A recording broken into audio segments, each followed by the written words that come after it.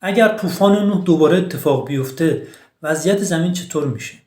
اصلا طوفانی به این بزرگی که تمام خشکی‌های دنیا رو در بر بگیره واقعا اتفاق افتاده؟ اگر همچین طوفانی دوباره پیش بیاد، بشر امروزی با این همه تکنولوژی تا چه اندازه میتونه مقابله بکنه با این طوفان بزرگ؟ توی این ویدیو میخواهیم با شما در مورد طوفان بزرگ یا همون طوفان نوح صحبت کنیم و روایت متفاوت از ریشه این داستان بیان کنیم و ببینیم واقعیت این داستان چی هست و چرا خدا تصمیم گرفت تا نسل بشر رو از بین ببره و از طرف دیگه ببینیم که ایرانی ها از نسل کدوم یک از فرزندان نوح هستند و در نهایت کشتی نوح رو با بزرگترین کشتی امروز جهان مقایسه کنیم. برای بررسی بهتر این موضوع و جواب دادن به این سوالات باید با شما به چند هزار سال قبل از میلاد عیسی مسیح بریم. زمانی که گفته شده زاد و ولد آدمیزاد زیاد شده بود و اتفاقاتی روی کره زمین میفته که باعث خشم خدا میشه تا حدی که خدا تصمیم گرفت نسل بشر رو از بین ببره.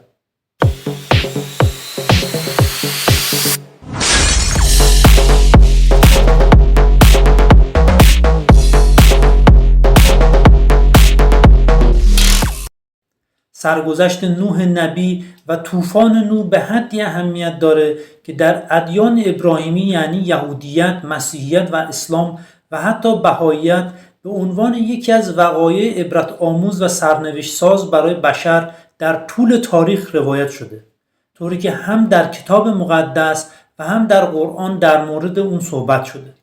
اما کتاب مقدس داستان مفصلتری در مورد این اتفاق گفته.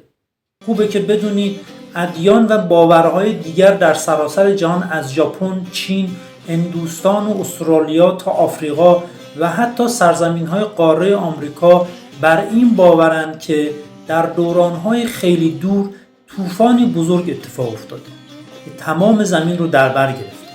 افسانه گیلگومش سومریان و بابلیان باستان، افسانه یونانی دکالیون و پیرا، افسانه جمشید در کتاب وندیداد اوستا، افسانه طوفان در کتاب شو جینگ از کشور چین و افسانه طوفان در متون کتاب ماتسیا از هندوستان به صراحت از وقوع طوفان بزرگی صحبت کردند.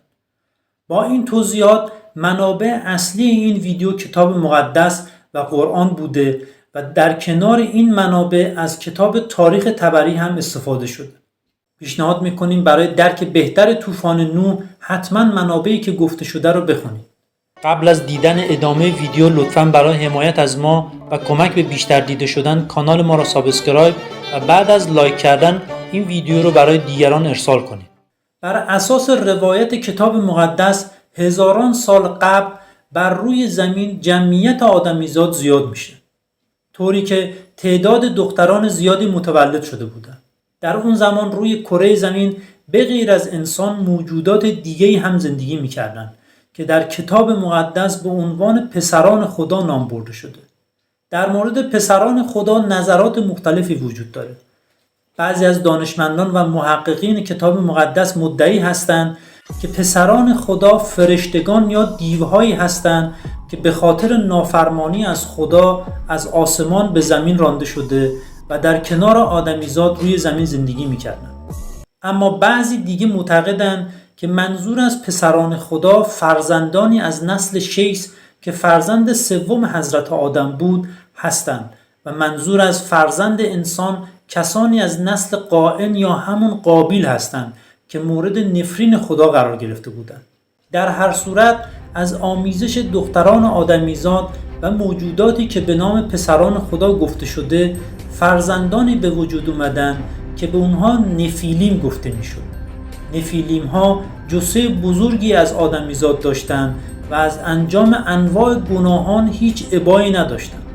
همین موضوع باعث خشم و نارضایتی خدا میشه، چرا که نسل بشر و نفیلیم باعث شرارت بر روی زمین شده بودند. به نظر شما کدوم نظریه درست است؟ چرا خدا از به وجود اومدن نفیلیم جلوگیری نکرد؟ حتما برای ما تو کامنت بنویسید. در رابطه با این موضوع در کتاب مقدس در بخش پیدایش گفته شده چون شمار آدمیان بر زمین فزونی گرفت و دختران برای ایشان زاده شدند، پسران خدا دیدند که دختران آدمیان زیبارویند و هر یک را که برمیگزیدند به زنی میگرفتند. و خداوند فرمود روح من همیشه در انسان نخواهد ماند، زیرا که او موجودی فانی است. روزهای او 120 سال خواهد بود. در آن روزگار و پس از آن غول‌پیکران بر زمین بودند، زمانی که پسران خدا به دختران آدمیان در آمدند و آنان فرزندان برای ایشان به دنیا آوردند. اینان پهلوانانی از روزگاران کهن بودند که مردانی نامآور شدند. و خداوند دید که شرارت انسان بر زمین بسیار است و هر نیت اندیشه های دل او پیوسته برای بدی است و بس. و خداوند از اینکه انسان را بر زمین ساخته بود متاسف شد و در دل خود غمگین گشت. پس خداوند فرمود انسان را که آفریده‌ام از روی زمین محو خواهم ساخت، انسان و چهارپایان و خزندگان و پرندگان آسمان را، زیرا که از ساختن آنها متاسف شدم.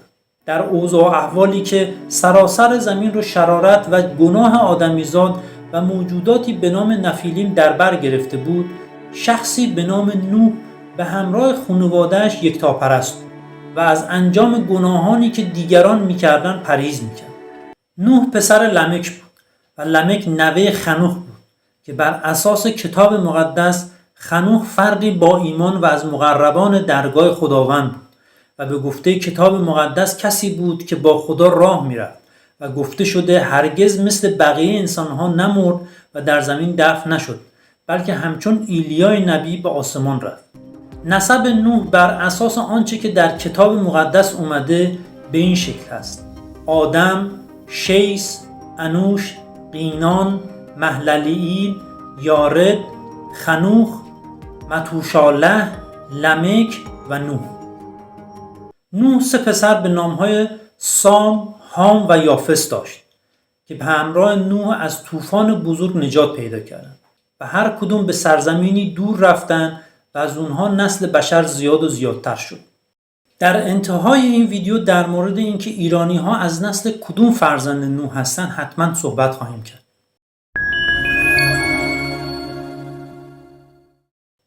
در کتاب مقدس درباره دلیل طوفان نوح اینطور گفته شده: زمین در نظر خدا فاسد و آکنده از خشونت شده بود و خدا زمین را دید که اینک فاسد گشته بود، زیرا که تمامی بشر راه خود را بر زمین فاسد کرده بودند. پس خدا به نوح گفت پایان تمامی بشر به حضورم رسیده است، زیرا زمین به سبب آنان آکنده از خشونت شده است. اینک آنان را با زمین نابود خواهم کرد. در قرآن هم در مورد دلیل این اتفاق در سوره نوح گفته شده: نوح گفت ای قوم من شما را هشدار دهنده آشکارا هستم که خدا را بپرستید و از او پروا دارید و مرا فرمان برید. برخی از گناهانتان را بر شما ببخشاید و اجل شما را تا وقتی معین به تأخیر اندازد. اگر بدانید چون وقت مقرر خدا برسد تأخیر بر نخواهد داشت. خداوند از نوح میخواد تا با مردم صحبت کنه و اونها رو از انجام گناهانی که در نظر خداوند باعث نارضایتی میشه منع کنه.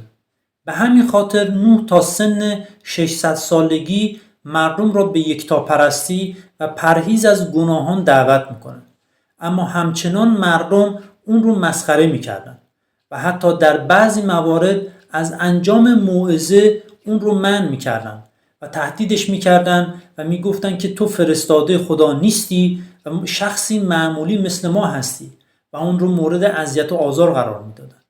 حضرت مولانا شاعر بلند آوازه زبان پارسی در مثنوی و معنوی خودش اینطور میگه: نوح اندر بادیه کشتی بساخت، 100 مثل گو از پی تسخیر بتاخت. در بیابانی که چاه آب نیست، میکند کشتی چه نادان و ابلهی است. او همی گفت این به فرمان خداست، این به چربک ها نخواهد گشت کاس. آدمیزاد و موجوداتی که به واسطه آمیزش انسان و غیر انسان به وجود اومده بودند مرتکب گناهانی می شدند که در نظر خدا و نوح حرام بود: بتپرستی، زنا، لواط، دزدی، قتل و خوردن گوشت حیوانات منع شده و رابطه جنسی با حیوانات و خشونت و خیلی از بسیاری از اعمال زشت دیگر رواج عمومی داشت و اگر برخلاف این اعمال رفتار میشد اون شخص رو مسخره میکرد. در کتاب مقدس و قرآن به گفتگوی خداوند با نوح اشاره شده، طوری که خداوند به خاطر شرارت بشر بر روی زمین ناراحت شد و به نوح میگه که تصمیم گرفته تا بشر و مخلوقات روی زمین رو نابود کنه. در قرآن از زبان نوح گفته شده، نوح گفت پروردگارا، من قوم خود را شب و روز دعوت کردم و دعوت من جز بر گریزشان نیفزود و من هر بار که آنان را دعوت کردم تا ایشان را بیامرزی، انگشتانشان را در گوشهایشان کردند و ردای خیش بر سر کشیدند و اصرار ورزیدند و هرچه بیشتر بر کبر خود افزودند. خداوند که شرارت بر روی زمین رو بی حد و مرز میدید، به نوح دستور میده تا شروع به ساختن کشتی بزرگی کنه. در کتاب مقدس در موردش مشخصات این کشتی اینطور گفته شده: پس برای خود کشتی از چوب گوفر بساز و حجره‌هایی در آن بنا کن و درون و بیرونش را قیراندود نما. آن را این گونه بساز: درازای کشتی 300 ذراع، پهنایش 50 ذراع و بلندیش 30 ذراع باشد. برای کشتی روزنی به اندازه 1 ذراع از بالای آن بساز. در کشتی را در پهلوی آن بگذار و طبقات پایین و وسط و بالا در آن بنا کن. به زبان ساده تر، چوب گوفر در واقع همان چوبی است که از درخت سرو گرفته میشه و جزو چوب‌های مقاوم و با دوام محسوب میشه که امروزه هم در صنایع مختلف کاربرد زیادی داره. به خاطر اینکه زمان ساخت کشتی سالها طول میکشیده، نوح برای اینکه چوب سرو در برابر پوسیدگی و برای جلوگیری از آسیب موریانه‌ها و جلوگیری از نفوذ آب، چوب‌های سرو را آغشته به قیر یا همون نفت خام میکرد. نوح و پسرهاش یعنی هام و سام و یافس در طی چندین سال کشتی به طول 140 متر و عرض 24 متر و ارتفاع حدود 14 متر ساختند که شامل 3 طبقه اصلی بود که هر طبقه به طبقات میانی تقسیم میشد و داخل هر طبقه دارای اتاقک یا حجره‌های کوچکی برای نگهداری حیوانات ساخته شده بود. در سقف کشتی فقط یک دریچه کوچک تعبیه شده بود و درب اصلی کشتی در پهلوی کشتی ساخته شده بود تا ورود و خروج از این درب انجام بشه. مطلب قابل تأمل این که ساخت کشتی از دوران باستان تا به امروز جزء صنایع مهم و خاص محسوب میشه و ساخت همچین کشتی به این بزرگی برای نجات موجودات روی کره زمین به دانش بسیار زیادی نیاز داره. با کمی جستجو متوجه میشیم که بزرگترین کشتی جهان با نام ایور ACE که امروزه در اقیانوس‌ها حرکت میکنه، ساخت شرکت سامسونگ از کشور کره جنوبی هست که حدود 400 متر طول و 61 متر عرض و ارتفاع حدود 33 متر داره. در این کشتی حدود 24,000 کانتینر جا میشه. با این توضیحات متوجه میشیم که کشتی نوح از نظر ابعاد حدود 1/3 بزرگترین کشتی اقیانوس پیمای امروزی بوده و این نشون میده که در اون زمان ساخت همچین کشتی کار ساده‌ای نبوده.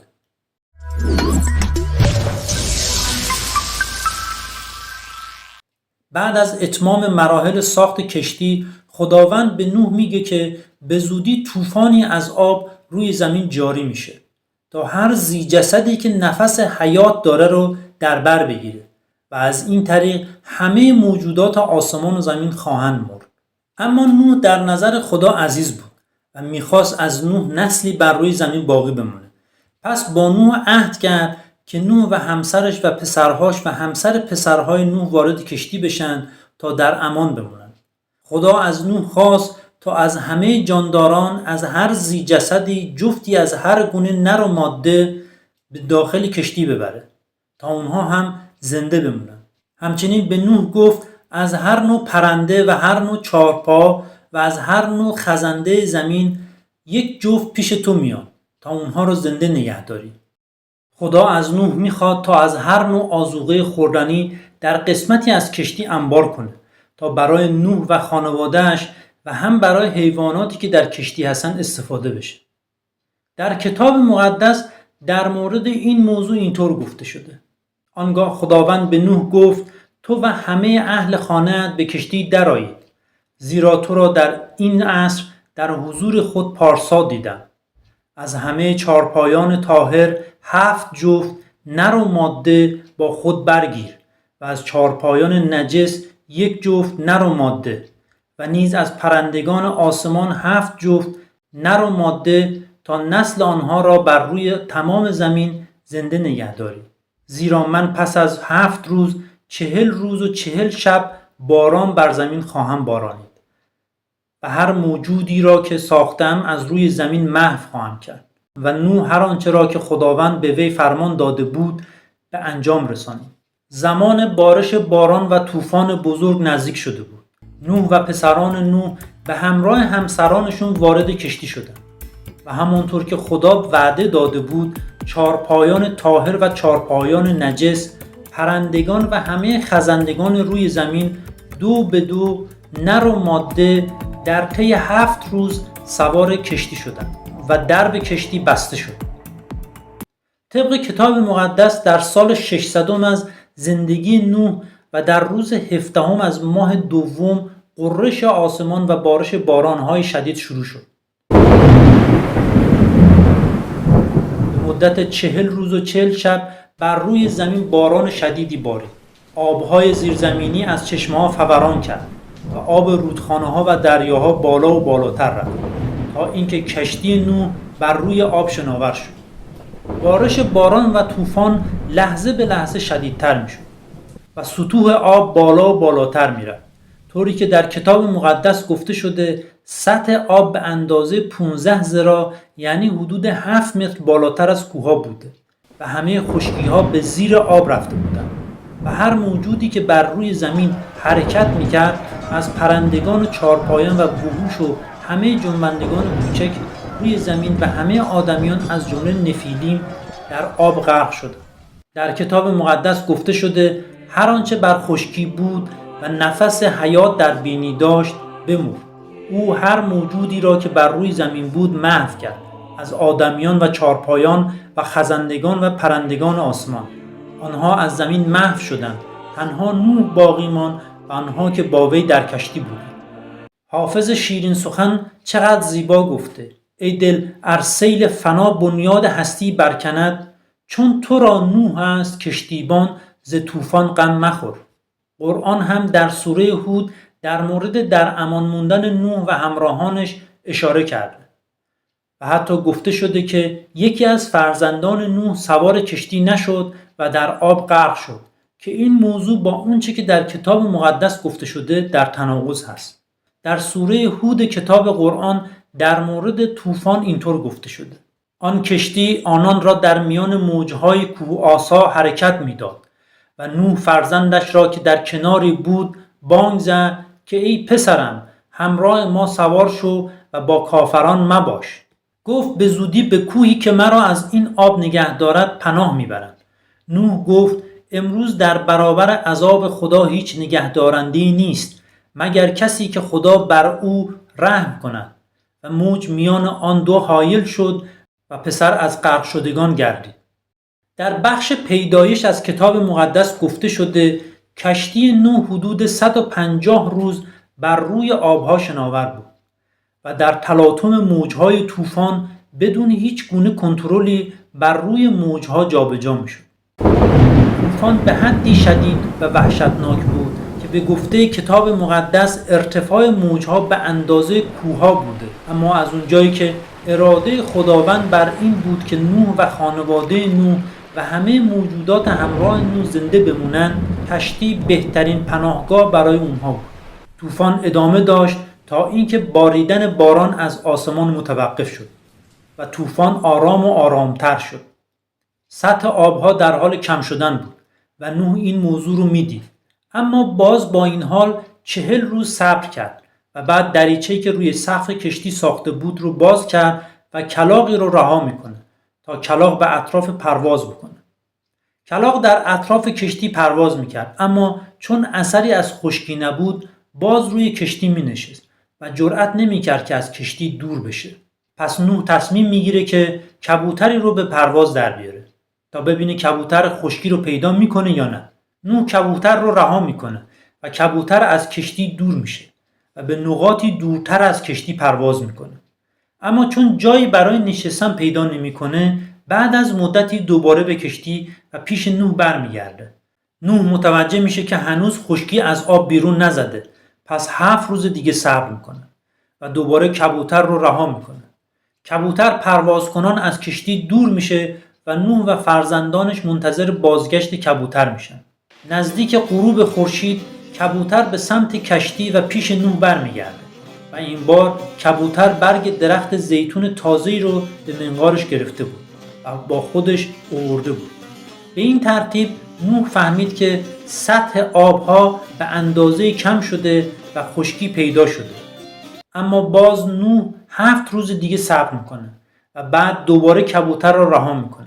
اما این بار کبوتر دیگه بر نمیگرده و نوح متوجه میشه که به زودی کشتی بر روی خشکی متوقف خواهد شد. بالاخره کشتی نوح با گذراندن بزرگترین طوفان تاریخ بر روی کوههای آرارات به خشکی میشینه و وعده خداوند محقق میشه. در کتاب مقدس اینطور گفته شده: آنگاه خدا به نوح گفت از کشتی بیرون بیا، تو و زنت و پسرانت و زنان پسرانت همراه تو، همه جاندارانی را که با تو هستند، هر ذی جسدی را از پرندگان و چارپایان و همه خزندگانی که بر روی زمین میخزند با خود بیرون آور تا بر زمین منتشر شده در جهان بارور و کثیر گردند. پس نوح با پسرانش و زنش و زنان پسرانش بیرون آمد و همه وحوش، همه خزندگان، همه پرندگان و هر آنچه بر زمین حرکت می‌کنند بر حسب خانواده‌هایشان از کشتی به در آمدند. آنگاه نوح مذبحی برای خداوند بنا کرد و از همه چارپایان طاهر و از همه پرندگان طاهر گرفته قربانی‌های تمامسوز بر مذبح تقدیم کرد و رایحه خوشایند به مشام خداوند رسید و خداوند در دل گفت دیگر هرگز زمین را به سبب انسان لعنت نخواهم کرد، هرچند که نیت دل انسان از جوانی بد است، و دیگر هرگز همه جانداران را هلاک نخواهم کرد، چنان که کردم. نوح بعد از طوفان بزرگ حدود 350 سال زندگی کرد. در مناطق مختلفی مقبره منتسب به نوح گفته شده که میشه به مزار نوح در منطقه کهنه قلعه در ناحیه جنوبی نخجوان در جمهوری آذربایجان اشاره کرد. در زیرزمین ساختمان این مزار بقایای طبقه‌هایی از یک معبد قدیمی هم دیده شده. همچنین مقبره‌ای در منطقه الکرک یا الکرک در کشور اردن هم به نوح نبی منسوب هست که در بلندی کوهی قرار دارد. برخی از مسلمانان از جمله شیعیان معتقدند که قبر نوح در نجف هست. بعد از طوفان نوح فرزندان نوح پس از مدتی از هم جدا شدند و هر کدوم به همراه همسرانش به سرزمین‌های دیگری رفتند. کتاب مقدس به روشنی نسل بشر و انشاباتی که از 3 فرزند نوح به وجود اومدن رو بیان کرده و با کمی تأمل و تفکر متوجه میشیم که نسل ایرانی‌ها از فرزند ارشد نوح یعنی سام بوده که شامل اقوام ایلامی و آشوری بودند. برای درک این موضوع پیشنهاد میکنیم که حتما کتاب مقدس بخش پیدایش و آیات مربوط به طوفان نوح رو مطالعه کنید. از اینکه این ویدیو رو تماشا کردین از شما تشکر میکنیم.